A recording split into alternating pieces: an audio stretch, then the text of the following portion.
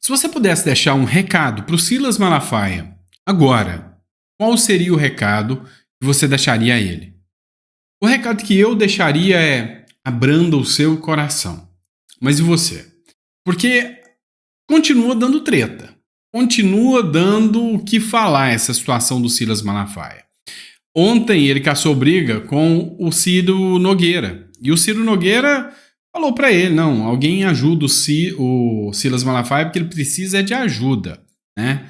Então, assim, hoje o Pittoli, que também foi alvo de ataques do Silas Malafaia, e não só o Pittoli, mas o João, que é um funcionário do Pittoli, 20 anos, 20 e poucos anos, um jovem, está começando agora na carreira, também foi brutalmente atacado pelo pastor, né? E é estranho, um pastor com tantas palavras duras, xingamentos, sabe, gritos, devaneios, isso é muito insano. A gente vai falar sobre isso aqui com vocês e outras pautas também. Então não esquece de se inscrever, curtir, compartilhar, isso é muito importante pra gente. E não esqueça também que o livro Revolução contra o Sistema permanece disponível, é só você baixar o livro, tá aqui no link para download na descrição, tá bom, pessoal? É só clicar aí, tá ok? Vamos lá. O Ulisses deixou um comentário e é sobre o Silas Malafaia. Sabe o que eu acho curioso? É que praticamente todos os que se levantaram contra Moraes se deram mal. E Malafaia o confronta de maneira firme e nada acontece.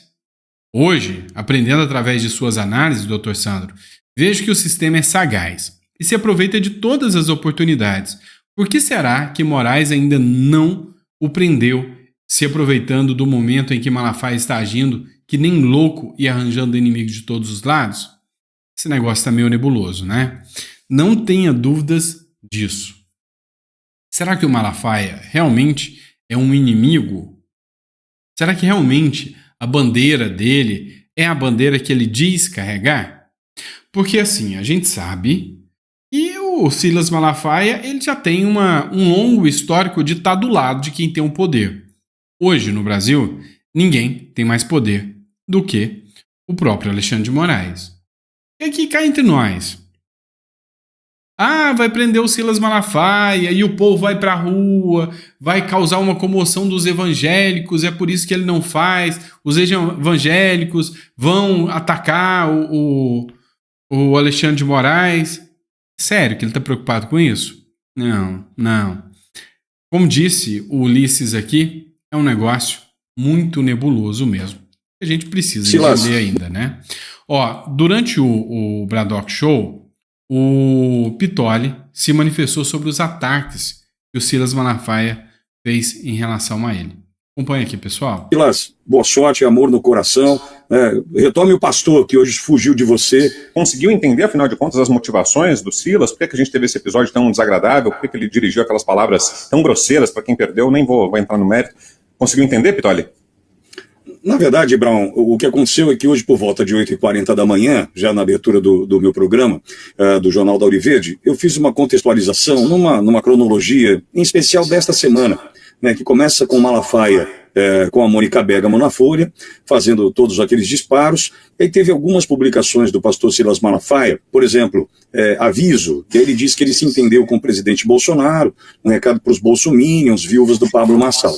Aí teve na sequência aquela fala dele ainda tratando do Instituto Paraná, que o diretor falou com ele, aquela coisa toda. Aí o Instituto Paraná Pesquisa, na pessoa do diretor, diz que, olha, eu nunca conversei com o Malafaia, não teve nenhuma conversa nesse sentido.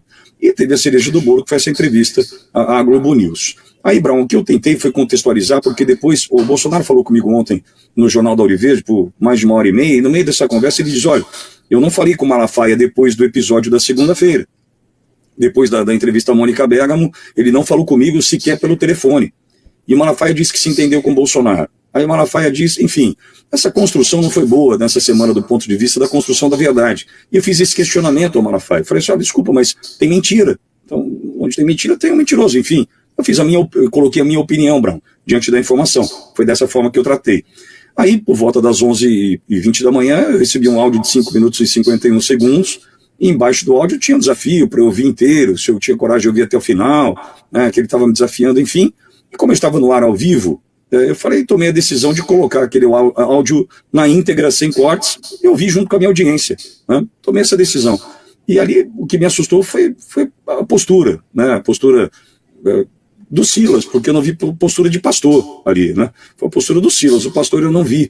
Aliás, eu peço para que ele reveja os seus conceitos do ponto de vista dos ataques que fez. Não a mim, viu, Brown? Eu sou velho já estou com couro grosso, mas, poxa vida, atacou um garoto de 22 anos, né, um garoto que eu considero uma espécie de extinção, assim como você, Brown, começou garoto também, né, que tem o teu sucesso, já conquistou os teus prêmios. O João Victor Teófilo, que trabalha comigo, é um garoto de 22 anos, né, atacado, ofendido, enfim. Então, acho que, na verdade, Brown, o que sobra disso hoje para mim, em especial, a gente tentar entender esse ataque, um ataque desmedido, um ataque vil, desnecessário.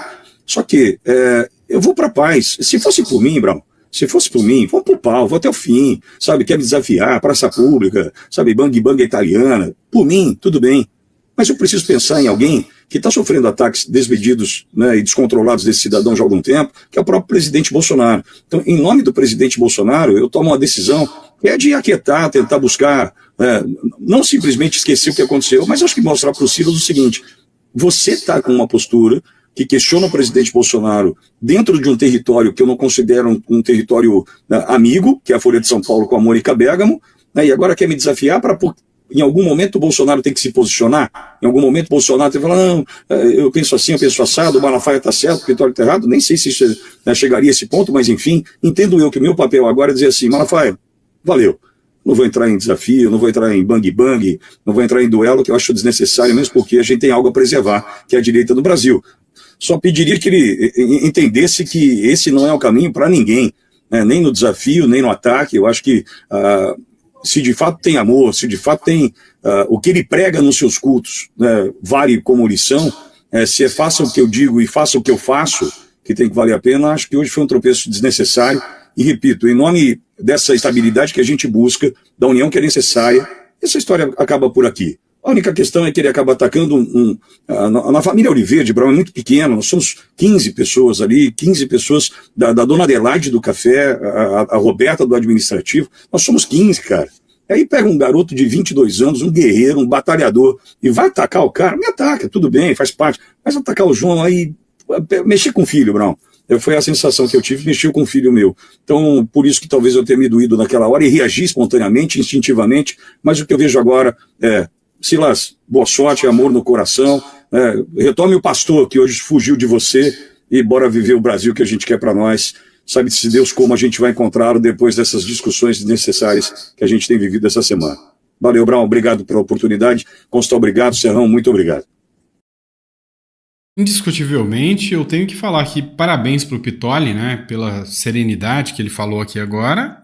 E dizer para vocês, cara, às vezes as pessoas se perdem. Eu já passei por uma fase como essa do Silas Malafaia, a fase da revolta, a fase do ódio, isso faz parte da vida de todo mundo. E assim, o bom seria que ele recobrasse a sanidade o mais rápido possível. Lá, quando a gente começou com o canal, tinha um senhor que ficava me atacando, igual o Malafaia fez com o Marçal e faz com todo mundo, ficava me atacando e eu cometi o grande erro de revidar. Até que um dia eu entendi e falei, não vou revidar mais, vou ignorar. Sabe, e ignorar dói muito mais do que revidar. Então, o melhor passo que você tem é ignorar, sabe? Eu acredito que a ofensa é um veneno, é um copo cheio de veneno. A pessoa vem e coloca na sua frente. Você pode beber, você pode simplesmente falar, não, obrigado, eu não quero. Eu hoje... Sinceramente, em nome da minha sanidade, em nome da minha paz, da minha tranquilidade, eu não bebo esse tipo de veneno mais. E o Pittoli aqui fez certo. Falou o que tinha que falar, expôs o que aconteceu, defendeu, como ele disse, é como se tivesse atacado um filho dele. Defendeu e fez o papel de um bom pai, mesmo que seja de consideração aí, mas o papel é esse, põe pedra sobre o assunto. A postura dele foi ímpar, postura de um verdadeiro homem, né? Verdadeiro homem. Vamos lá, pessoal. Outro ponto que a gente precisa falar. Mais uma vez, o Congresso norte-americano parte para cima do Supremo Tribunal Federal e das ONGs que fizeram um acordo de cooperação com o Supremo. Dá uma olhada nessa matéria que é da Gazeta do Povo, que é bem interessante da gente fazer a análise dela. ONGs que cooperaram com Moraes são alvo do Congresso dos Estados Unidos. Na semana passada, a cooperação de ONGs americanas com o judiciário brasileiro para implementar medidas de censura no Brasil entrou no alvo de deputados republicanos dos Estados Unidos, resultando em um novo projeto de lei no Congresso norte-americano. O documento propõe impedir qualquer ajuda a medidas que promovam censura de discurso protegido pela primeira emenda dos Estados Unidos, proibindo a cooperação de agências americanas com ONGs que trabalhem com governos estrangeiros para tal fim. Deixariam de receber dinheiro do governo americano as entidades dos Estados Unidos, parceiras de órgãos de outros países que pratiquem, por exemplo, censura prévia contra perfis e plataformas digitais. O projeto chamado Non-Funding or Enforcement Censorship Act, em tradução livre, Lei de Proibição de Financiamento ou Imposição de Censura no Exterior, foi liderado pelo deputado Chris Smith e coassinado por Jim Jordan, Ohio, e Maria Elvira Salazar. Ou seja, muitas ONGs, principalmente fomentadas por partidos de esquerda, elas fazem parcerias. E aqui, essas ONGs fizeram parceria para implementar, ordens do Supremo Tribunal Federal, das quais o Congresso norte-americano, ou melhor, os congressistas norte-americanos, esses que apresentaram, a Maria Salazar, o Chris Smith, que são republicanos, contra o governo brasileiro. E aí, o intuito aqui é de que se qualquer ONG americana participar de um evento de censura em outro país, como é o caso do Brasil, ela deixa de receber recursos do governo norte-americano. E aí, o que você acha sobre isso? Coloca no comentário que eu quero saber. Vamos lá, pessoal, vamos falar do Pacheco. É o seguinte, vocês sabem que o pacote anti-STF teve aprovação na CCJ, na Câmara dos Deputados, e vai seguir para o Senado, se aprovado na Câmara dos Deputados. Pacheco, já colocou a sua palavra final. Não vai dar seguimento à PEC que suspende as decisões do STF. Eu já tratei com vocês aqui da PEC da pauta popular. Eu acho insano. Eu estava escrevendo, até estou escrevendo, eu parei no meio do caminho, um livro, que se chamava PEC da pauta popular, O poder não emana do povo. Por quê? Vamos lá. Hoje, o presidente da Câmara e o do Senado, eles têm poder de travar qualquer anseio popular. Mas é o impeachment. Vocês estão vendo o poder que o Malafaia, que o Pacheco e o Arthur Lira têm. Estou falando do Malafaia aqui ainda. Então vocês estão vendo o poder que eles têm. A grande questão é, gente, uma figura que recebeu, vamos lá, 30 mil votos, pode ter mais poder do que um presidente da República? Pode ter mais poder do que um povo inteiro que faz a iniciativa popular que está prevista na Constituição? Eu creio que não. Então, o que a PEC da pauta popular faz? Se a gente colher os requisitos da iniciativa popular, então vamos lá. O projeto de lei da reforma judicial, por exemplo, que limita os poderes do STF. Está lá e o Pacheco fala, não vou votar. Colhe-se assinaturas de 1/3 da população, divididos em 0,3% dos estados, acho que é isso mesmo, com não menos 0,5% de cada estado. E aí você colhe essas assinaturas, entrega na mão do Pacheco e fala, põe para votar. O povo, o dono do poder está mandando. Ele tem que votar. Se ele não colocar em votação, ele vai responder por falta de decoro parlamentar, ele pode sofrer impeachment. E não o fazendo, ele vai responder pelo processo, o vice-presidente do Congresso tem que colocar em votação de imediato, sob pena de responder pela mesma coisa. Se não colocar, o processo já cai na próxima pauta, tranca todo o projeto, todo o Congresso por inteiro. E se o projeto for muito ruim? E aí são os deputados e senadores que vão definir. Mas não pode ser muito ruim se vem do povo. Mas os deputados e senadores é que vão definir.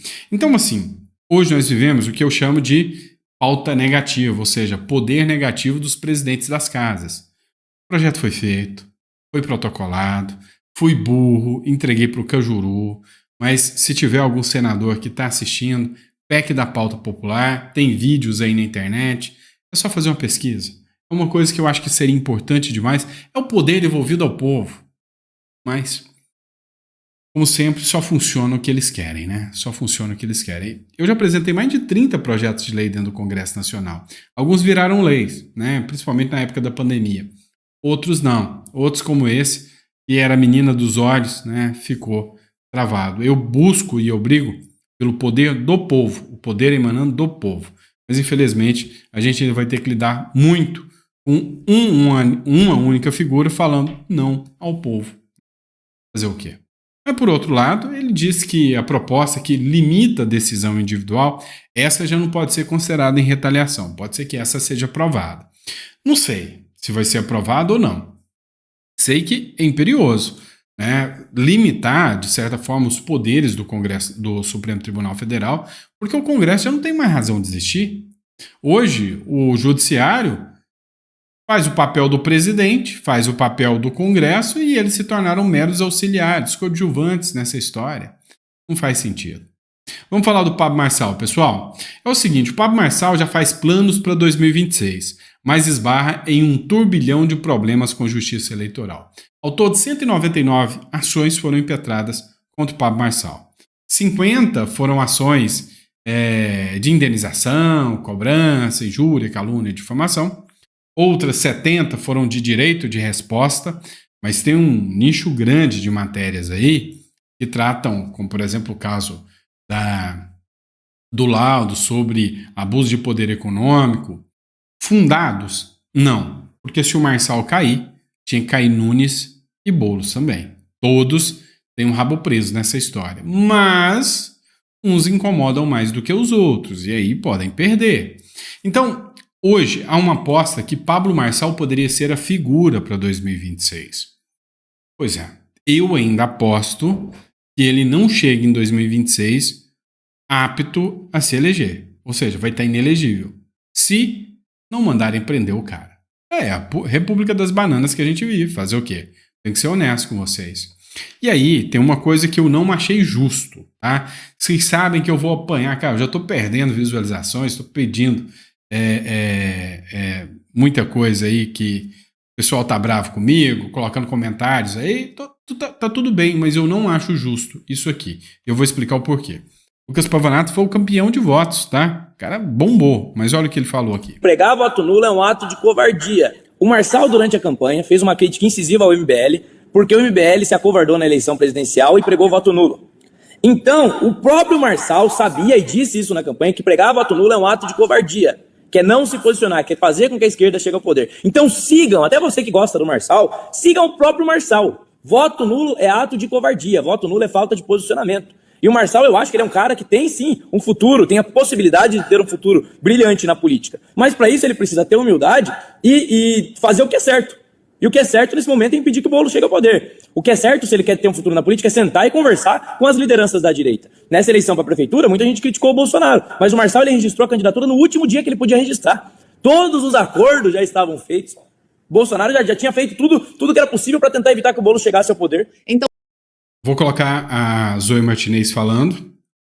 O que eu não concordo com o Lucas Pavanato? Ah, mas o Marçal entrou e todos os acordos já tinham sido feitos. Tá. A crítica não foi do Bolsonaro não apoiar o Marçal. Isso todo mundo entendeu. Todo mundo sabia disso. A crítica aqui é o Marçal ser atacado pelo Bolsonaro e pelo Tarcísio. Isto, até agora, eu não achei a justificativa. Eu acho o seguinte, até pela questão da moral, né, do respeito que o Marçal deu apoio a ambos, falou, Marçal, faz seu jogo, tá tudo bem. Esse é o primeiro ponto. O segundo ponto é dizer ou tentar induzir as pessoas que o Marçal pediu voto nulo. Isso não é verdade. Ele não pediu voto nulo. Inclusive, na live, ele falou ele deveria ter sido mais incisivo. Sim, no seu perfil, falado mais algumas vezes. Sim, não discordo. Mas ele não pregou voto nulo. Isso não é verdade. Não é verdade. Então, vamos ser justos, tá?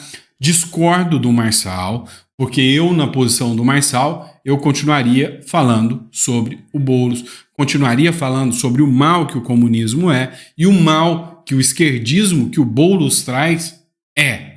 Mas não é verdade que ele pregou o voto nulo. E se alguém tiver um vídeo, dele pregando o voto nulo, eu faço questão de postar aqui no canal. Agora vamos ver o que a Zoe Martinez falou aqui também. Então, que não se posicionar agora firmemente contra o Boulos prefeito, que não ameaça apenas São Paulo, mas todo o Brasil. É isso que eu tenho para falar. Ponto final. Quem fica em cima do muro agora e preza mais pelo seu ego, ao invés de prezar mais pelo eleitor, né, que depositou sua confiança aí com esse discurso de ser de direita, gente, para mim essa pessoa sepultou a sua carreira política. Basta ver que na internet, aqueles que se diziam Marçal e faz o M, ficavam enchendo a paciência da gente nos comentários com faz o M, essas pessoas estão desapontadas e hoje falam realmente o Bolsonaro estava certo. Então se o Marçal ele não mudar de postura, ele vai se queimar politicamente. Mal entrou na política e já vai sair queimado. Já começou mal essa mocinha. Por quê? É muito inteligente ela, muito esperta. Ah, faz o M, enchendo o saco. Não. Por que enchendo o saco? As pessoas não têm o direito de votar em outras pessoas? Eu falo para vocês, se tivesse mais 3 eleições, nas 3 eleições eu não apoiaria o Nunes. Nem que o Bolsonaro ajoelhasse se tivesse uma outra figura de direita, como o Salles, como o Marçal, como o Nicolas, como o Gaia, como vários outros. Nunes não dá. Então, estavam enchendo o saco. Desculpa aí, mas não é assim que eu peço, tá? Já fui cancelado pra caramba, agora é que o bicho vai pegar pra cima de mim mesmo. Mas não tem problema não. Não concordo com vocês. Então vamos dar os pontos nos is aqui. Muita coisa do Marçal eu não concordo. Ponto. Acho que o Marçal deveria ser mais contundente. Agora, fazer até o que o Lucas Pavanato falou, não, tem que ir lá conversar com as lideranças de direita e participar agora. Eu não faria. Eu não faria. Afinal, essas lideranças de direitas falaram, eu não quero você.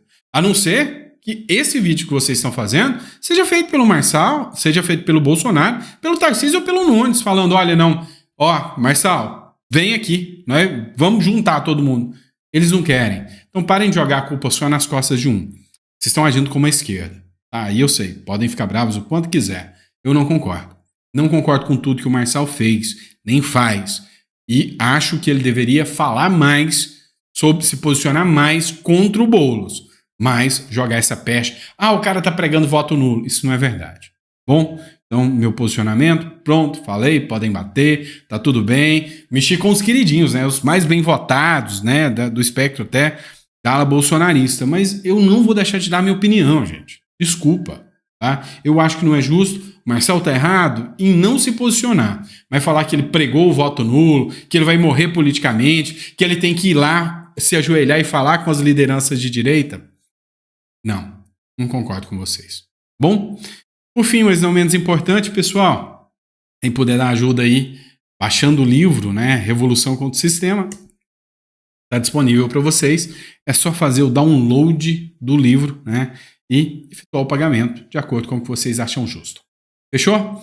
Grande abraço, fiquem com Deus e eu vejo vocês no próximo editorial.